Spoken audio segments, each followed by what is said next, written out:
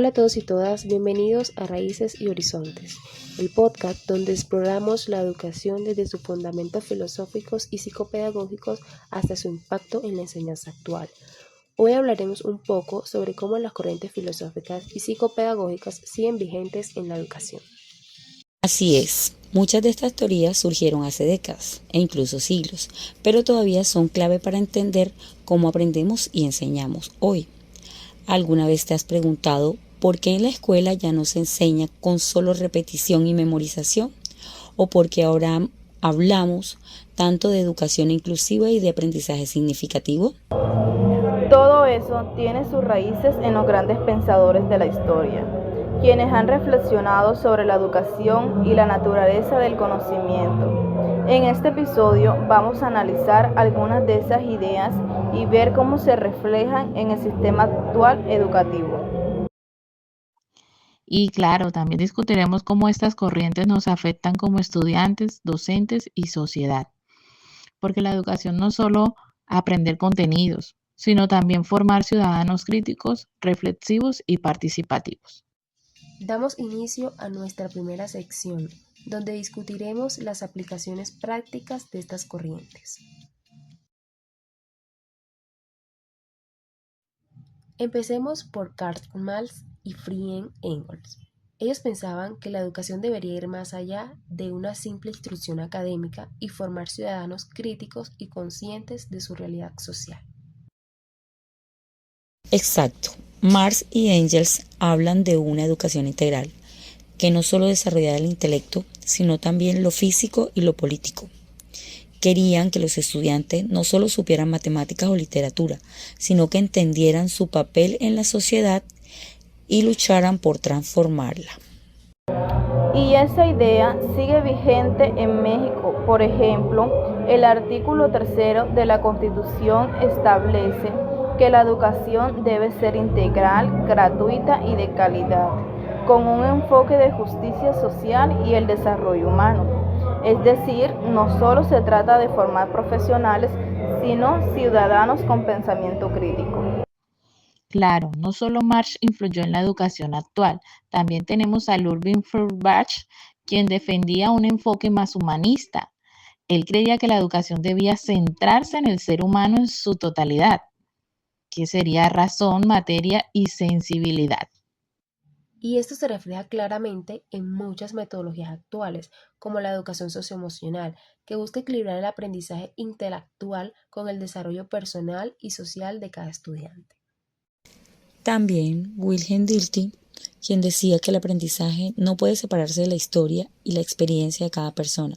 Según él, aprendemos mejor cuando relacionamos el conocimiento con nuestra realidad.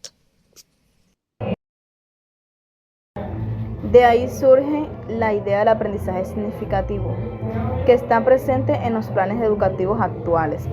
Si lo que aprendemos tiene relación con nuestra vida, es más probable que lo recordemos y lo apliquemos. Exacto, y es algo que los docentes están implementando cada vez más. Las estrategias didácticas actuales buscan conectar la enseñanza con la experiencia del estudiante, no solo con teorías abstractas. Continuamos con la sección número 2, psicopedagogía y sus implicaciones en el aula. Ahora pasamos a la psicopedagogía. Uno de los enfoques más influyentes es el de Paulo Freire y su pedagogía del oprimido. Freire proponía una educación basada en el diálogo y la participación activa del estudiante. Él criticaba el modelo tradicional, donde el maestro hablaba y el estudiante solo escuchaba. Su propuesta sigue presente en la educación moderna. Hoy en día se fomenta que los estudiantes sean protagonistas de su aprendizaje, que participen, pregunten y construyan su conocimiento en lugar de que solo memoricen. Otro enfoque clave es el sociocultural de Lev Vygotsky. Él hablaba de la zona de desarrollo próximo, que es la diferencia entre lo que un estudiante puede hacer por sí solo y lo que puede lograr con ayuda. Por supuesto, y esto ha influido en las metodologías actuales, donde los maestros no solo enseñan, sino que actúan como guías, y en lugar de dar todas las respuestas, ayudan a que los estudiantes las descubran por sí mismos. Y ahí entra también Jerome Bruner, con su idea del andamiaje, que consiste en dar apoyo temporal hasta que el estudiante pueda avanzar por sí mismo. Todo esto nos dice que aprender es un proceso social. No aprendemos en aislamiento, sino en la interacción con otros. Y por eso la colaboración en el aula es tan importante. Sección número 3. Aplicaciones actuales y retos educativos. Ahora que hemos hablado de la teoría, ¿cómo se aplica esto en la educación de hoy? Bueno, muchas de estas ideas se reflejan en el enfoque por competencias, que buscan desarrollar habilidades prácticas en lugar de solo transmitir información.